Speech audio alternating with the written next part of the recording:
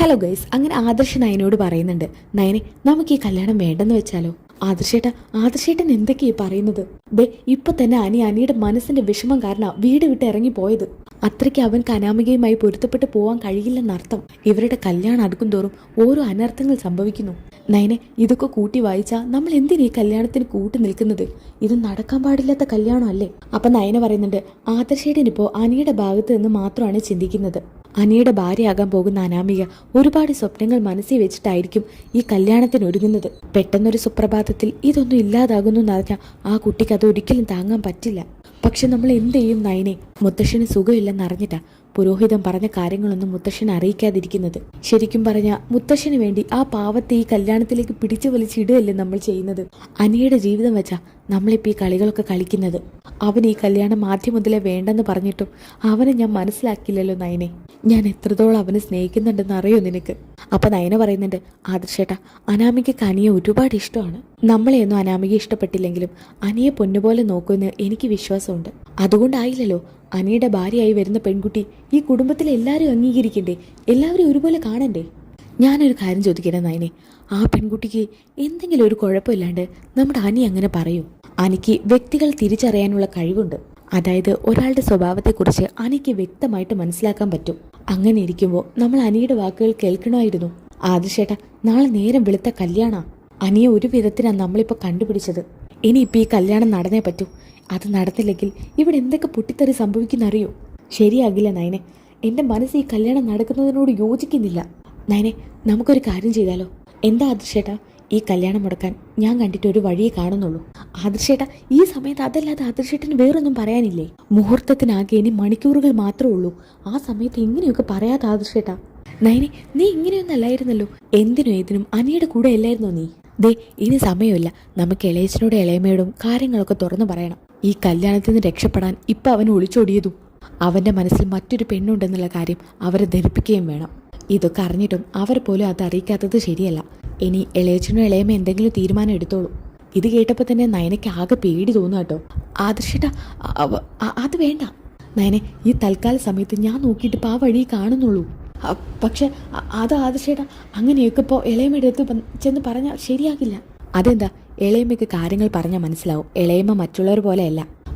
ആദർശേട്ടാ, അത് വേണ്ട. എന്നാൽ പിന്നെ നീ ഒരു വഴി പറ ഈ കല്യാണം മുടക്കാൻ. കല്യാണം മുടക്കണ്ട ആദർശേട്ടാ, അതങ്ങ് നടക്കട്ടെ. നയനെ, നീ തന്നെയാണ് ഇത് പറയുന്നത്. അനിയുടെ അവസ്ഥ നീ കണ്ടതല്ലേ? എത്ര ആളുകളെ ഈ കല്യാണത്തിന് വിളിച്ചത്. ഇളയമ്മയ്ക്കും ഇളയച്ചനും ആകെ ഒരു മോനേ ഉള്ളൂ. ആ കല്യാണം നല്ല ആർഭാടായി നടത്തുന്നതുകൊണ്ട് ഒരുപാട് ആളുകളെ കല്യാണത്തിന് വിളിച്ചിട്ടുണ്ട്. നാളെ ഈ വരുന്ന ആളുകളോടൊക്കെ നമ്മൾ എന്ത് മറുപടി പറയും? നയനെ, നമ്മളിപ്പോൾ ഇങ്ങനെ ചിന്തിച്ചാൽ ആ മണ്ഡപത്തിൽ വെച്ച് അവൻ എഴുന്നേറ്റ് പോകില്ലായിരിക്കും. ആദർശേട്ടൻ അങ്ങനെയൊന്നും ചിന്തിക്കാതിരിക്കും. സമയം ഇപ്പോൾ 3 മണിയൊക്കെ ആയിട്ടുണ്ട് കേട്ടോ. അപ്പോൾ ആദർശിൻ്റെ റൂമിൽ വെളിച്ചം കണ്ടിട്ട് ദേവയാനി അങ്ങോട്ട് വരുന്നുണ്ട്. ആദർശേ, നിങ്ങൾ ഇന്നലെ ഉറങ്ങിയില്ലേ? അമ്മ, അതമ്മേ, ഞങ്ങളിപ്പോൾ എഴുന്നേറ്റതാ. നിനക്കെന്താ മോനെ വൈകേ? ഒരു പതറിച്ച പോലെ. പനി വല്ലതുണ്ടോ? ഇല്ലമ്മേ. ദേ, എൻ്റെ മോന് കല്യാണമൊക്കെ മുന്നിൽ നിന്ന് നല്ല ഗംഭീരമായിട്ട് നടത്തേണ്ടതാ. അങ്ങനെ ഇരിക്കുമ്പോൾ ഇങ്ങനെ ഉറക്കമൊക്കെ നഷ്ടപ്പെടുത്താൻ പാടുണ്ടോ? ഇനി ആകെ കുറച്ച് സമയമുള്ളൂ. ഉള്ള സമയം കിടന്നുറങ്ങാൻ നോക്ക്. ശരി അമ്മേ. അല്ല, ഇതെന്താ ഇവളും ഉറങ്ങിയില്ലേ? ഇല്ലമ്മേ. അല്ല, രണ്ടുപേർക്ക് എന്താ മൊത്തത്തിലൊരു പറങ്ങൽ പോലെ? എന്തേലും പ്രശ്നമുണ്ടോ മോനെ? ദേ, നീ ഹോസ്പിറ്റലിലേക്ക് വിളിച്ചു നോക്കിയിരുന്നു? അച്ഛനിപ്പോൾ എങ്ങനെയുണ്ട്? ഞാൻ വിളിച്ചു നോക്കിയിരുന്നു. മുത്തശ്ശനും കുഴപ്പമൊന്നുമില്ല അമ്മേ. മുഹൂർത്ത സമയം എടുക്കുമ്പോൾ മുത്തശ്ശൻ എങ്ങനെയെങ്കിലും ഇവിടെ എത്തിക്കണം. കൊച്ചുമക്കളെ കല്യാണത്തിൽ ഈ കല്യാണമെങ്കിലും മനസ്സ് നിറഞ്ഞ് അച്ഛൻ കാണട്ടെ. അപ്പോൾ ആദർശ് ചോദിക്കുന്നുണ്ട്, അമ്മ എന്തിനാ അമ്മ നല്ലൊരു ദിവസമായിട്ട് ഇങ്ങനെ കുത്തി സംസാരിക്കുന്നത്? ഞാൻ പറഞ്ഞതിൽ ഇപ്പം തെറ്റ്. ഇവളുമാരൊന്നും ചെയ്തു കൂട്ടിയതില്ലല്ല. അല്ലെങ്കിലും ഇപ്പം എൻ്റെ മകന് അമ്മയോട് സ്നേഹമൊന്നും ഇല്ലല്ലോ. ഏതു നേരം ഭാര്യയുടെ സാരി തുമ്പി ചുറ്റിയിട്ടല്ലേ. അമ്മയെ ഞാൻ എത്രത്തോളം സ്നേഹിക്കുന്നെന്ന് എനിക്ക് നന്നായിട്ടറിയാം. അത് അമ്മ മനസ്സിലാക്കിയിട്ടില്ലെങ്കിലും മകന് സ്നേഹം ഉണ്ടായാൽ മതി. നീ ഇനി ഉറങ്ങുമൊന്നും വേണ്ട. ആ പൂക്കാരി പെണ്ണ് വരുമെന്ന് പറഞ്ഞിട്ടുണ്ട്. അനാമിക മോൾക്ക് ആവശ്യമുള്ളത്ര പൂ വാങ്ങി വെക്കണം. ഏത് പൂവാ മോൾക്ക് ഇഷ്ടപ്പെടാന്ന് പറയാൻ പറ്റില്ല. അതുകൊണ്ട് എല്ലാ തരത്തിലുള്ള പൂവും വേണം. പിന്നെ എനിക്കും ജാനകിക്കും ജലജയ്ക്കൊക്കെ മുല്ലപ്പൂ മതി. അതിൽ നിന്ന് വല്ലതും ബാക്കിയുണ്ടെങ്കിൽ നിങ്ങൾക്ക് 2 പേർക്കും തരണ്ട്. കേട്ടല്ലോ, ഇനി അവള് വരുന്ന സമയത്തെ നീ ഇവിടെ കിടന്ന് ഉറങ്ങരുത്. അമ്മേ, ഇവർക്ക് ആവശ്യമുള്ള പൂവ് എടുക്കട്ടെ. എടുത്തോട്ടെ, അതിന് ഞാനൊന്നും പറഞ്ഞില്ലല്ലോ. അമ്മേ, ഈ രാവിലെ പൂവ് എടുക്കാനൊക്കെ മീനാക്ഷി ചേച്ചി വരില്ലേ?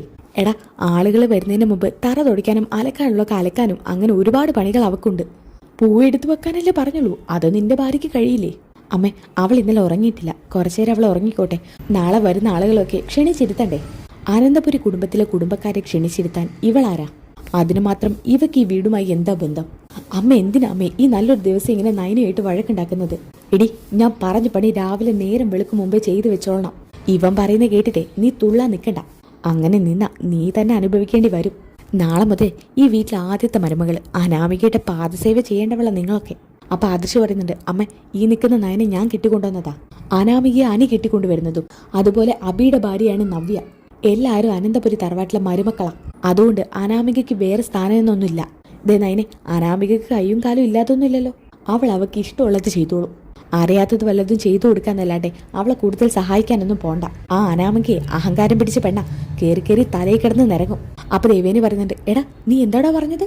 നിന്റെ ഭാര്യയാടാ ഈ അഹങ്കാരം തലയ്ക്ക് പിടിച്ച പെണ്ണ്. അപ്പോഴാണ് ദേവ്യാനിയുടെ ഭർത്താവ് ജയൻ അങ്ങോട്ടേക്ക് വരുന്നത്. ദേവ്യാനി, ഇന്ന് നല്ലൊരു ദിവസമായിട്ട് രാവിലെ തന്നെ നീ ഇവരോട് വഴക്കുണ്ടാക്കുകയാണോ? ജയേട്ടാ, ഇവൻ പറഞ്ഞത് കേട്ടോ? ഓ, കേൾക്കണ്ടേ എനിക്ക്. നീ പറഞ്ഞതിനേക്കാളും ശരി അവൻ പറഞ്ഞതിലുണ്ടാകും. ജയേട്ടാ, അങ്ങനെയൊന്നും അല്ല. അനാമികയെ കുറിച്ച് ഇവൻ മോശമായിട്ട് സംസാരിച്ചു. ആണോ ആദർശേ? അച്ഛാ, നയനായിട്ട് വഴക്കിട്ടപ്പോൾ ഞാൻ ചുമ്മാ അമ്മയോട് പറഞ്ഞതേ ഉള്ളൂ. എന്താടോ ദേവ്യാനി, മകന്റെ ബെഡ്റൂം കയറി ചെന്നിട്ടാണോ അതും ഈ സമയത്ത് പ്രശ്നം ഉണ്ടാക്കുന്നത്? താനൊന്നിങ്ങ് വന്നേ എന്നും പറഞ്ഞ് ദേവ്യാനിയെ ജയൻ അവിടുന്ന് കൊണ്ടുപോകുന്നുണ്ട്. അപ്പൊ ആദർശ് ഇങ്ങനെ പറയുന്നുണ്ട്, ഷേ അമ്മയ്ക്ക് വിഷമമായി കാണും. അപ്പൊ നയന പറയുന്നുണ്ട്, അപ്പൊ എനിക്ക് വിഷമമില്ലേ? നയനെ, ഞാൻ തനിക്ക് വേണ്ടിയല്ലോടെ അവിടെ സംസാരിച്ചത്. എൻ്റെ അമ്മയുടെ ഭാഗത്ത് നിന്ന് പോലും ഇല്ല. എനിക്കറിയാം അമ്മയുടെ ഭാഗത്താ തെറ്റെന്ന്. പക്ഷേ എൻ്റെ അമ്മ ഇങ്ങനെ താഴ്ത്തി കെട്ടുമ്പോൾ അതെനിക്ക് വല്ലാത്ത വിഷമമാണ്. ആദർശേട്ടാ, ഞാൻ പലപ്പോഴും പറയാറില്ലേ, ആദർശേട്ടൻ എൻ്റെ കൂടെ നിൽക്കണ്ട, എൻ്റെ കൂടെ ഉണ്ടെന്നൊന്ന് അഭിനയിച്ചാൽ മതി. എത്രയൊക്കെ ആണെങ്കിലും അമ്മ ഇങ്ങനെ നന്ദിയില്ലാതെ സംസാരിക്കുന്നത് ശരിയാണോ നയനെ? അത് മാറ്റിയെടുക്കണ്ടേ? ഓ, ഇപ്പോഴത്തെ വിഷയം അതൊന്നും അല്ലല്ലോ, നമ്മുടെ അനിയുടെ കല്യാണമല്ലേ? ആദർശേട്ടാ, അനിയുടെ കല്യാണം നടക്കും. ഇനിയിപ്പോൾ അത് മാത്രം മനസ്സിൽ കരുതിയാൽ മതി. ഇപ്പം നടന്നൊക്കെ മായ്ച്ച് കളഞ്ഞേക്ക്. എന്നാൽ പിന്നെ നമുക്കൊന്ന് അനിയെ നോക്കിയാലോ? എന്നാൽ ആദർശേട്ടൻ വാ. ഓക്കെ, ഇനി ഇതിൻ്റെ അടുത്ത എപ്പിസോഡ് നല്ല അടിപൊളി ട്വിസ്റ്റ് നിറഞ്ഞ എപ്പിസോഡാട്ടോ. അനി നന്ദുവിനെയാണ് ഇഷ്ടമെന്ന് പറയുന്നുണ്ട്. അതോടൊപ്പം തന്നെ പലതും വിളിച്ച് പറയുന്നുണ്ട് കേട്ടോ അനി. അപ്പോൾ അടുത്ത എപ്പിസോഡിനായിട്ട് ചാനൽ ഒന്ന് സബ്സ്ക്രൈബ് ചെയ്തിരിക്കുക. അടുത്ത വീഡിയോ വേണമെന്നുണ്ടെങ്കിൽ നെക്സ്റ്റ് എപ്പിസോഡ് ഒന്ന് കമൻറ്റ് ചെയ്തിരിക്കുക. നിങ്ങൾ നെക്സ്റ്റ് എപ്പിസോഡ് ഇട്ടാലേ ഞാൻ അടുത്ത വീഡിയോ ഇടുള്ളൂ കേട്ടോ. നിങ്ങൾക്ക് താല്പര്യം ഉണ്ടോ എന്ന് അറിയണ്ടേ? അപ്പോൾ അടുത്ത വീഡിയോ കാണുന്നവരേക്ക് ബൈ ഗായ്സ്. വീഡിയോ ഇഷ്ടപ്പെട്ടാൽ ലൈക്ക് ചെയ്യാൻ മറക്കരുതേ.